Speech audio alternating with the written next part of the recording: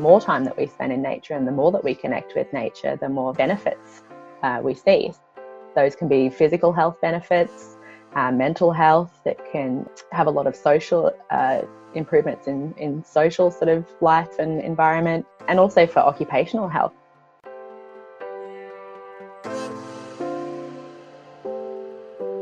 You're listening to the Wisdom for Wellbeing podcast, the show that blends science and heart to bring you evidence-based tips and tricks for cultivating a healthy, wealthy, and meaningful life.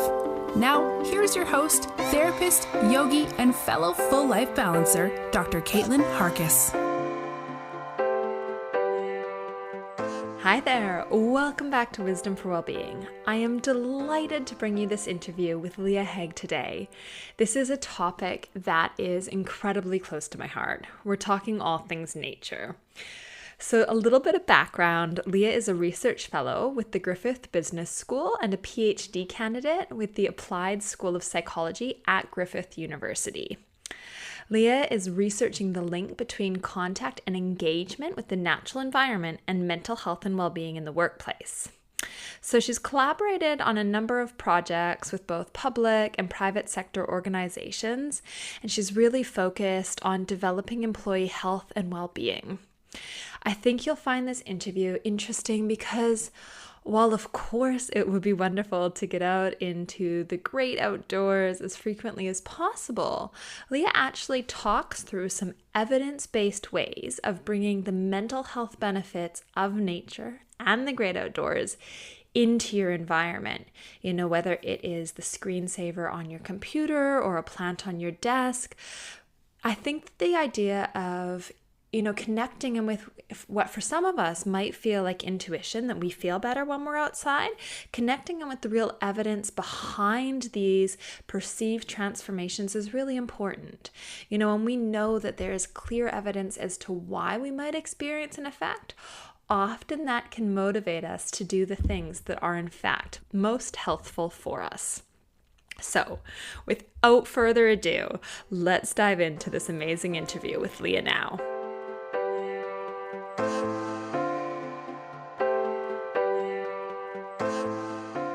Welcome to the Wisdom for Wellbeing podcast. It is a pleasure to have you here today. Pleasure to be here. Thank you. And I have shared a little bit about you and your background and your love of nature in the intro, but would you mind just sharing with people a little bit about who you are and this amazing research that you're doing right now? Yeah, sure. So I guess my main role at the moment, I'm working as a research fellow for Griffith University. So I'm what you'd call like an early career academic, I suppose.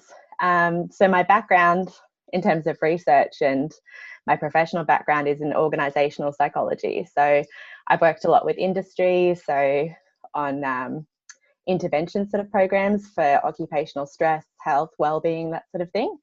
I've done a bit of leadership coaching, behavior change sort of stuff, organizational change, and helping organizations to create those sort of supportive cultures and leadership environments that are conducive to well-being. So that's my sort of background. My PhD research, though, is more focused on nature contact and nature connection, and the link between that and human health and well-being. So it is sort of specific to the workplace, but my knowledge of this area is pretty broad. I've been studying it for quite a long time. And I first sort of got interested in this area. I grew up in Byron Bay, on the southeast coast of Australia, which is a very sort of, if for anyone that's been there, it's a very sort of alternative, holistic kind of lifestyle that people lead there. So it's this beautiful mix of, eccentricity and nature connection in the people there.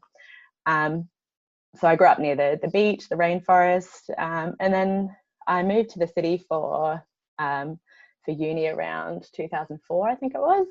And I just noticed this huge deficit in my life, this nature deficit. And I found that when I went back home, to visit, I'd come back to the city feeling rejuvenated, relaxed, and that sort of allowed me to continue with my studies and my work with a bit more focus and a bit more passion.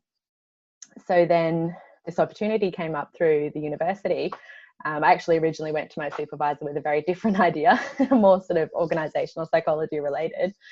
But she had already partnered with somebody in the School of Environment who was this really sort of enthusiastic environmental researcher.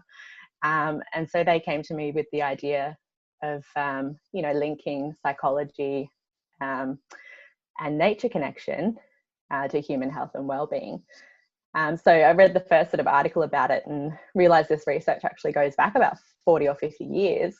And just seeing that evidence, I think, just really made it all fall into place for me. And I realised that I could combine that love of nature and that interest in psychology to do really meaningful work that has the potential to help a lot of people. Wow, and it sounds like it was something that you kind of had already experienced yourself, but maybe hadn't linked to the research and the literature around it, and hadn't necessarily labeled that was what was going on for you when you went back home. Yeah, exactly. And so then, when I read that first article, so it was more of a review of the last sort of, 40 years of research. This stuff goes right back to the 80s. I didn't realize. And then I was able to, sort of quantify like the feelings that I was getting after being in nature. So it was reassuring. It's quite incredible. And it's interesting that, you've got this background in work as well, because a lot of us when we work, we are quite disconnected from nature. And a lot of us when we live in these big cities are quite disconnected from nature. So would you mind sharing a bit about what we maybe, might intuitively in some vein know about nature's benefit? Like, what is going on? Why is this important for us? Yeah, absolutely. So, I guess we do spend, I think it's around 80 to 90% of our time indoors these days. So, whether that's your work environment or whether you're just at home or apartment living, especially in more built up sort of areas, we're spending more and more time indoors. And that's contributing to, so the ideas around this go, like I said, way back to the 80s. Things like the sick building syndrome, where people are spending all this time indoors. They're not getting any sort of fresh air or access to green space or sunlight or any of that sort of thing. And that has a huge impact. Like if you think about, you're getting up, in the morning, you're going to an office that's, you're getting up in the dark, you're commuting to work, you're going to an office that's fluorescent lighting, you're sitting there all day, and coming home maybe even after dark. Some people wouldn't even be getting that contact with the sun, let alone the outdoor kind of world. So it does create problems when people have that sort of nature deficit. And then the other side of that is that the more time that we spend in nature and the more that we connect with nature, the more sort of benefits we see. So those can be physical health benefits, mental health. That can have a lot of social improvements in social sort of life and environment, and also for occupational health. Obviously, that's of particular interest to me. Would it be okay if we started to work through those? Like, what are the physical benefits of connecting with nature? Yeah, sure. So I think some of the main ones are, so a lot of these studies have looked at on a sort of population health level. So if you're living in greener environments, what are the sort of outcomes for those people compared to people who have less green space in their residential or their work environments? And so some of the things that have come out of that is improved cardiovascular health, reduced risk of things like obesity, diabetes, high blood pressure, respiratory disorders. It can improve sleep and recovery from some of those physical symptoms of stress. So things like headaches, musculoskeletal disorders, gastrointestinal issues, all that kind of thing. And then there's the benefits of exercise on top of that as well. So there's this beautiful sort of cycle between exercise and green space, or exercise outdoors compared to exercise indoors. So when we're exercising outdoors, we're amplifying the effects of the exercise, so the health benefits of the exercise, whether that's physical health benefits or mental health benefits. And then vice versa, we're also enhancing those physical and mental health benefits of spending time in nature. So it's this beautiful cycle where they just kind of snowball and add to each other. That's quite incredible. That's motivating to get outside then, isn't it? For our movement. I'm sitting here looking out the window going, oh, I need to get out there. Yeah, no, it definitely is. But in terms of, mental health, I think the main benefits are reduced stress, anxiety, depression are some of the main ones. And again, that's been looked at on like a population sort of level. But then there's also been more recently a lot of experimental studies done on, using control groups or looking at different clinical samples as well, and doing actual sort of nature contact or nature connection interventions with these people. So what would that look like? Like some half of a population are asked to spend more time in nature and half are asked not to, and seeing what the difference is if everything else is generally the same or, similar lifestyles otherwise. Exactly. So it's like any sort of treatment program, if you like. It can be treated as a treatment. There's actually some trials that have been run in the UK. A bunch of GPs sort of got on board and started doing these nature prescriptions, prescribing a certain amount of nature for those sort of mental health issues, like more sort of mild issues in terms of like stress, anxiety, depression, as opposed to some disorders that are a bit more involved and need to be treated in different ways. But it's good for sort of general mental health. And that's something that's super common, isn't it? Like the vast majority of adults will be reporting high levels of stress and then are more likely to develop clinical levels of anxiety and depression. So that actually sounds like it could be broadly applicable. Absolutely, yeah. So the three are so closely linked, and I hate the word comorbid, but I guess that's the technical term for it, is they do tend to happen hand in hand, unfortunately. But yeah, so I mean, that contact with nature in terms of the experiments and that sort of thing that they've done some experiments with attention, memory, cognition as well. So they'll do like a nature contact sort of intervention with one group and not with the other, and get them to do a cognitive task and see which group comes out better.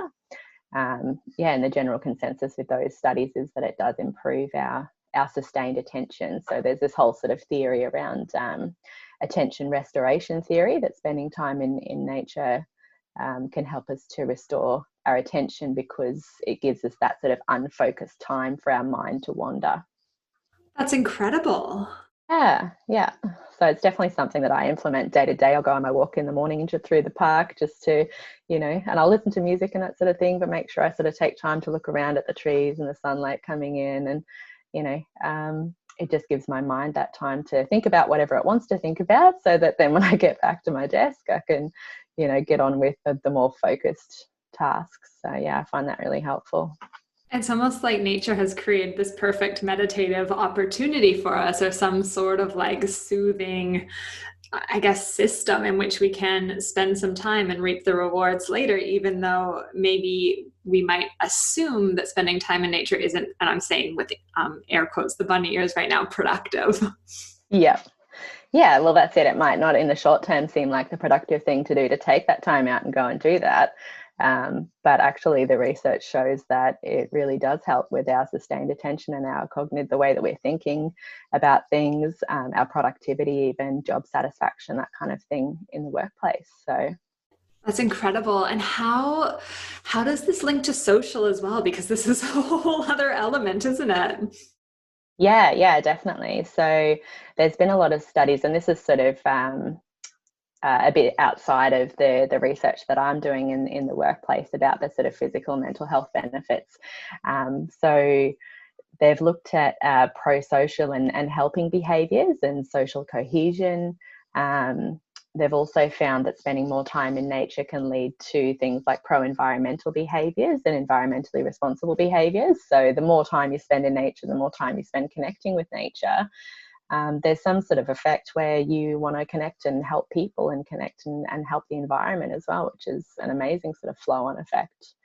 And then there's some other more focused social investigations that have been done. So things like the greening of vacant lots. And so in the neighbourhoods where they've done these sort of greening projects, they've found reduced levels of crime in the area, which is really cool. And another really cool study that I like is one they did in a prison with people in solitary confinement. And so these people are only let out into like an indoor sort of exercise yard for an hour a day, and they get to walk around this exercise yard.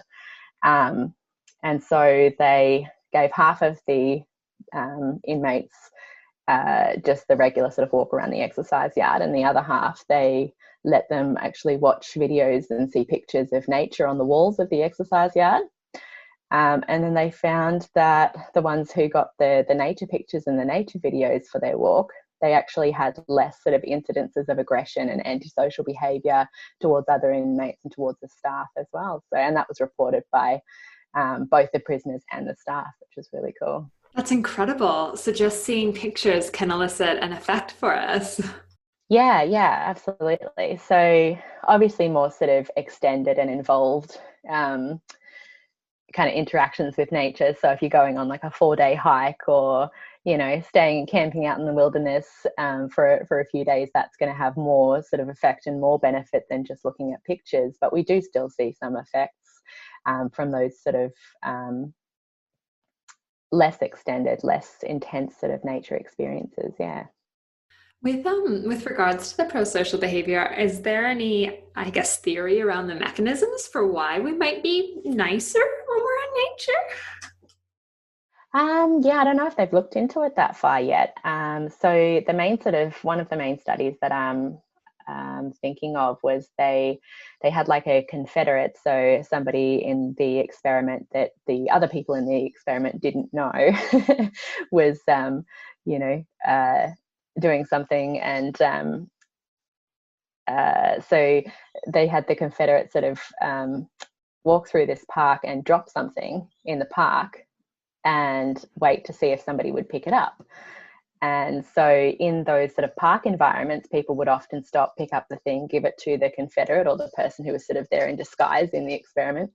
And then they did the same experiment in a built environment and found the opposite. People didn't stop and they didn't help. So I think, so there was that one. And then there's another article that sort of talks about it as nature as an occasion for unselfing.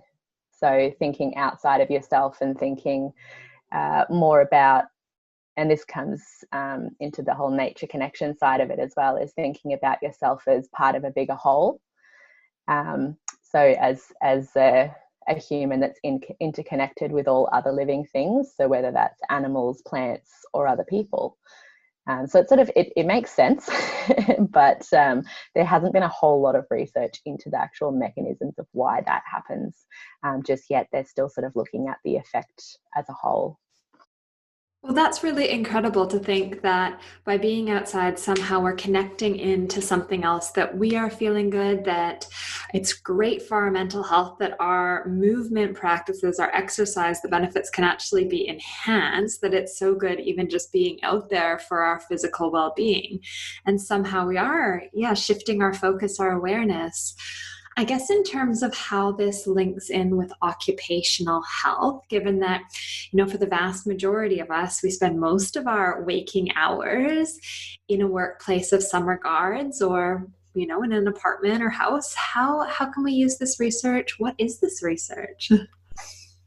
Yeah, sure. So the main sort of research that's been done in the occupational health sort of field is around, obviously productivity is a big concern for occupational researchers.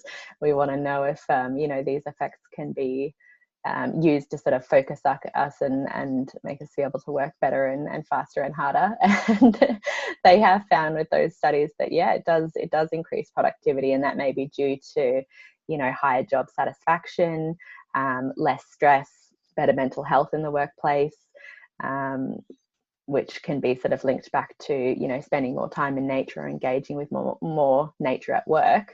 And that could be, going for a walk on your lunch break. It could be taking a walking meeting. It could be just having plants on your desk in the office or a view from a window. It doesn't have to be anything big. In fact, a lot of the job satisfaction stuff has been done with just plants in the office. So they've done experiments where they've put a plant on the desk and then measured people's job satisfaction over time, and it increases over time if they've got more of a aesthetically pleasing environment and an environment that sort of encourages them to stop and take those brief breaks. That really helps with satisfaction and productivity. So but then there's more sort of concrete examples as well, like they've implemented nature walks during lunch breaks and found that people take less sick leave when they do that. which was really interesting. So That's these super studies interesting. yeah, And yeah. again, just because you're like not working during that walking break, and some people I know would probably be tempted to eat lunch at their desk. So, how interesting, taking a break Yeah, actually decreases sick leave. So, I guess yeah. being at one's desk over time. Yeah, absolutely. And so there is obviously benefit to just taking the break in itself, but some of the studies have shown that there's even more benefit to taking that break in nature, or taking a bit of a nature micro break, even, stopping and looking out the window at a nature view or something like that. Yeah. I like the concept of a micro break. That sounds very achievable. Yeah. Yeah. So some of the studies have shown, I think there was one where they looked at nature sounds in an office waiting room, and even just, I think they did like 10, 20, and 30 seconds, and even the 10-second nature sound micro breaks contributed to people's well-being. So that was really Oh, cool. wow. So, Yeah.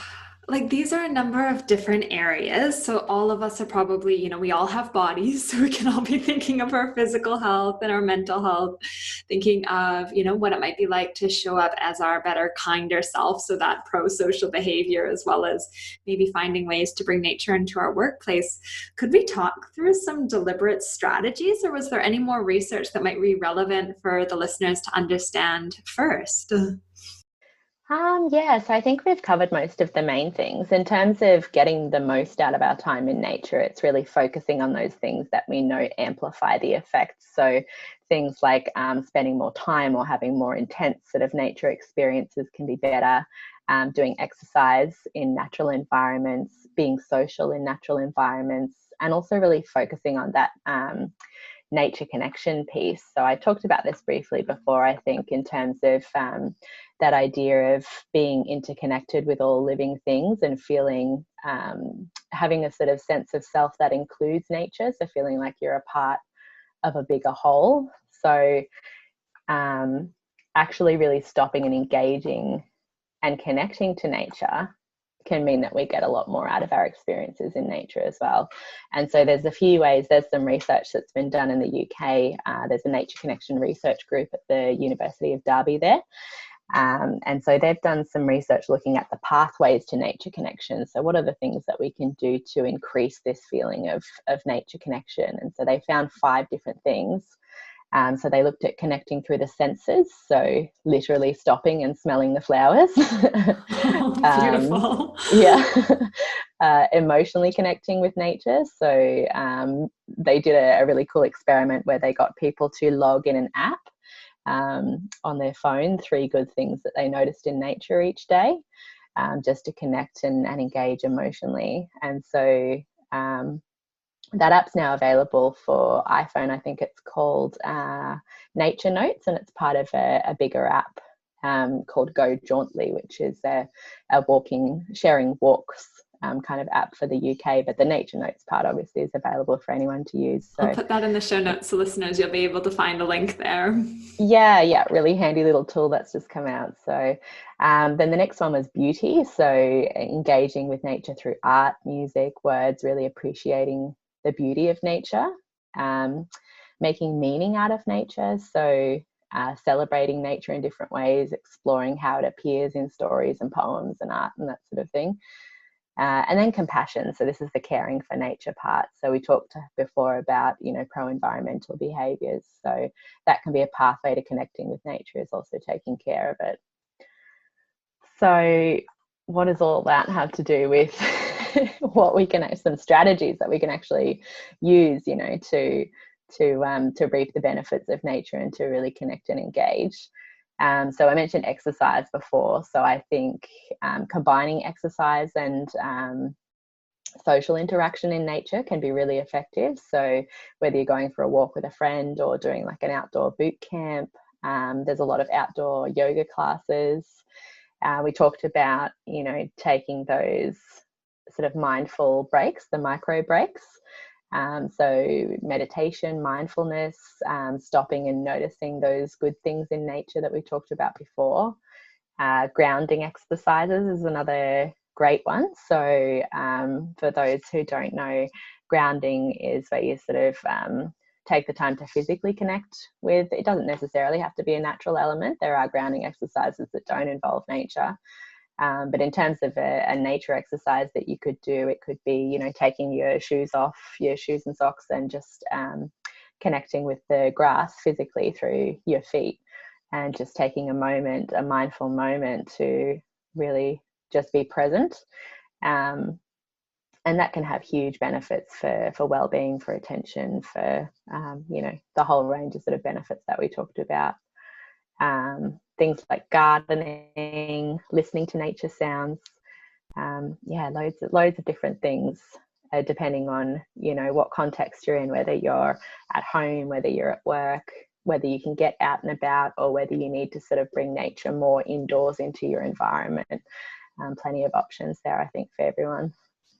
That's great. So people can start to be thinking about, okay, well, how can I make use of nature most effectively? Which is, again, it's got that productivity slant, but that's our society too, isn't it? So we think, okay, what can I do to maximize these benefits?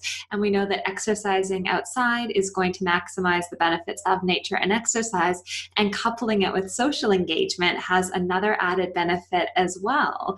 That makes a lot of sense. And I guess when we talked through the fact that a lot of us are feeling very stressed and then might be more prone to like experiences of anxiety or depression, it might be harder to get ourselves outside or make this space for ourselves. But sometimes when we've got a commitment to someone else, or it is a social engagement, we're more likely to start this process, get the ball rolling, and start this dosage of nature, so to speak.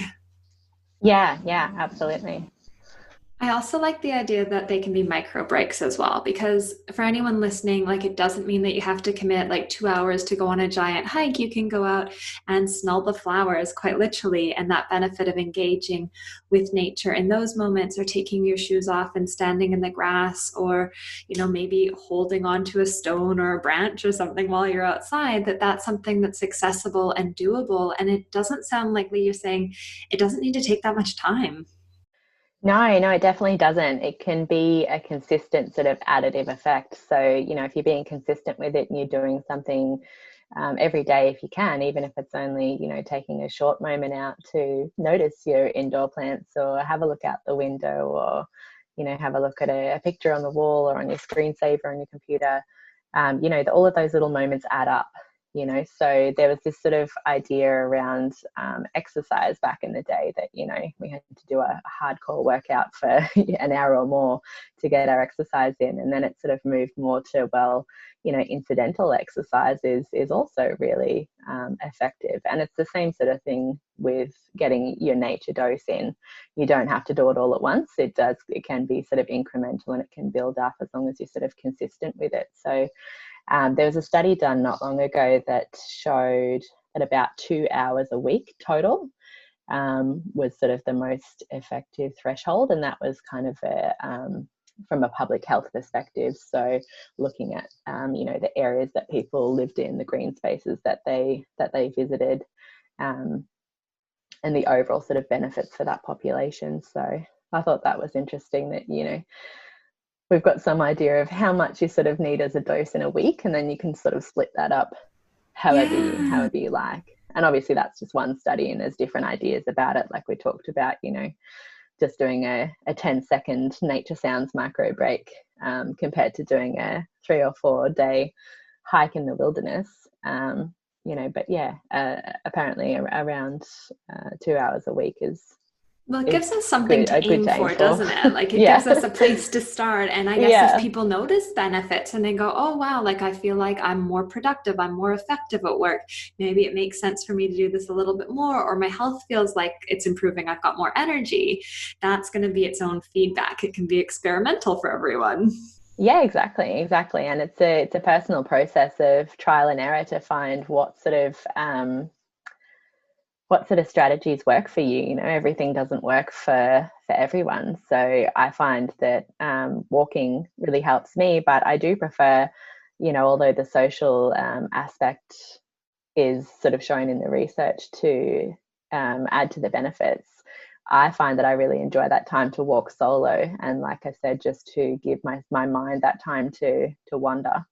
Yeah. But other people might find that they get more benefits, and it might be your more sort of extroverted types that There's a temperament element. that tend to get more out of that social interaction in nature as well.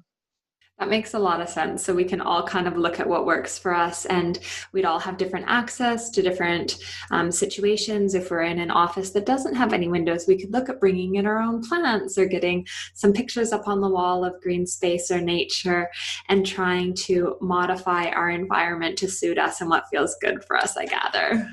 Yeah, exactly. And, it will depend on your schedule and, the sort of context that you're in, whether you're working from home or whether you have to go into an office at the moment. It will depend on how you can sort of squeeze these strategies in. But something that's sort of been shown consistently in the research is that it's really about prioritizing and making time for it as much as you can. So, and the more that you do it, ironically, the more important it becomes to you. And so it sort of becomes one of those positive cycles as well. What about like going out into your backyard or your like a local forest or down at the beach? Like, does it make any difference where you go? Is the research kind of quantifying the benefit of different sorts of nature? Yeah, definitely. Definitely. The research has sort of delved into the sorts of environments that are showing the most benefits. And so they do find that natural environments that contain a body of water can be more effective. So places like the beach or, a local waterfall or a lake or something with a body of water, people find more aesthetically pleasing and more restorative. So that's really interesting. And then we talked a bit before about more sort of intense nature experiences. So they found that more biodiversity can increase the effects as well. So, if you're in a national park and seeing all these new sort of animals and trees and plants compared to just visiting the local football field, say, that's just, one big patch of green. You're going to get more out of the national park visit than you would to the local green space. However, like I said, it's about consistency as well. So, if you're going to the national park once a month, compared to visiting your local park every day or a couple times a week, you're probably going to get more out of visiting your local park a couple times a week. So it just depends what works for you and your schedule and what you enjoy, the activities that you enjoy. If you're forcing yourself to do these things, you're not going to get the enjoyment out of it. You're not going to get the benefits out of it. You might still reap some of the physical benefits of getting outdoors and getting some fresh air and some exercise, but you won't get the sort of well-being benefits from it if it's a chore, so you've got to make it something that you enjoy. Yeah, so something that's reasonable. So particularly if maybe this hasn't been a part of your regular routine, making it accessible. So if it's a walk around the block, that might be more accessible than trying to muster up the energy to get in your car to drive to a national park at the end of a work day. We need to make it achievable for ourselves and give ourselves that benefit of consistency. Yes, exactly. Yeah. Ali, where can people find out more? I know that you have a tip sheet on LinkedIn, so the 10 things we can do to benefit from nature. Are you happy for people to reach out to you there? What are the easiest options to really soak up your wisdom? Yeah, absolutely. That's probably a great place to start. I do share a lot of articles via LinkedIn and also Twitter as well. So we can put those details up for people to, I'm happy for people to reach out and connect with me, email me if you have questions. Always happy to have a chat about this stuff. It is my big area of interest, my big passion in life at the moment. So always happy to send through information if anybody is interested in learning more about this. That's perfect. Then I can put all of those links in the show notes as well. And you mentioned that if people do keep following you on LinkedIn, that in the near future, when you have a specific article published, then the scale that you've developed around nature will be available. Would you mind just sharing a little bit about that so people know to keep their eyes out, because it sounds fantastic as a way of measuring what's going on for us? Yeah, sure. So when I sort of started looking at this concept of nature connection, I found that there was a lot of sort of debate in the literature about how it should be defined, and because it's such an abstract sort of concept, there was a lot of people saying, well, it's a trait. You either are more connected to nature or you're not. And therefore you either get more out of spending time in nature or you don't. And I didn't really, that sort of concept didn't really gel well with me, because I'm like, well, if that's the case and it's just set, then, you know, it's not something that we can improve or work on. Surely it's, you know, something that increases when you're spending more time in nature. And so I looked at other research that did in fact say the more time you spend in nature, the more connected you become to it. So this led me down this sort of state approach to nature connection, where it's a state that we can increase by spending more time in nature and by doing these sort of activities to engage and connect more with nature. And so there was no sort of solid way, I felt, no sort of psychometrically valid way to measure this concept as a state, as something that we can measure sort of before and after an intervention to see if it's worked, or, you know, something we can do as a personal sort of check-in. And so I worked with a consultant over in Scotland to come up with, so she does sort of nature coaching and nature consulting.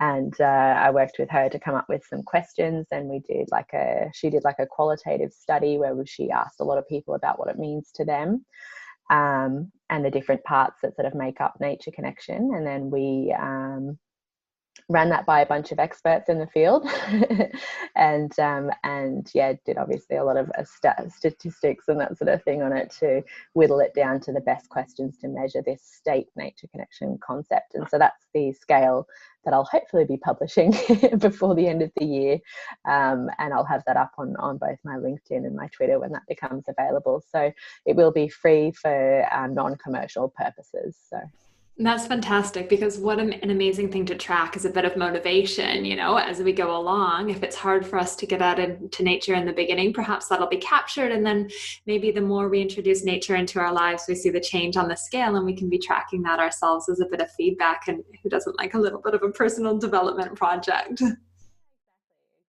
So, you know, if you're not engaging with nature a lot at the moment, you know, doing like a baseline check using the survey, and then doing it again in say 6 months' time, you know, where have I improved, what other sort of activities could I incorporate into my routine to become more nature connected and reap some more of these benefits.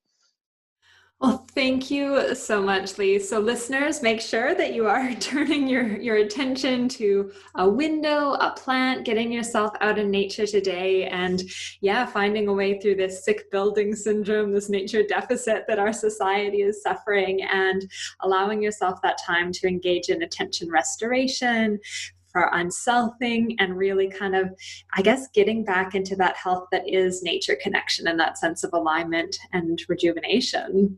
Thank you, Lee. No worries. Thank you so much for having me. I hope that you enjoyed that interview with Leah as much as I did. I think it's a really wonderful way of understanding and conceptualizing what nature means for us, and also provide some really useful strategies around how we can couple benefits, you know, doing physical activity outside, for instance. As mentioned, I will be putting the links to her LinkedIn article in the show notes, as well as her Twitter link, so you can connect with her at Leah Hague on Twitter, and I'll put all of those details in the show notes as well. Thank you so much for your time. Thank you for listening and joining in with us here. As always, it means the world to us if you are enjoying these episodes to leave a review. It helps others find the podcast and really gives us a sense as to the areas that are benefiting you most in creating well-being in your life. All right, have a wonderful week. Bye for now.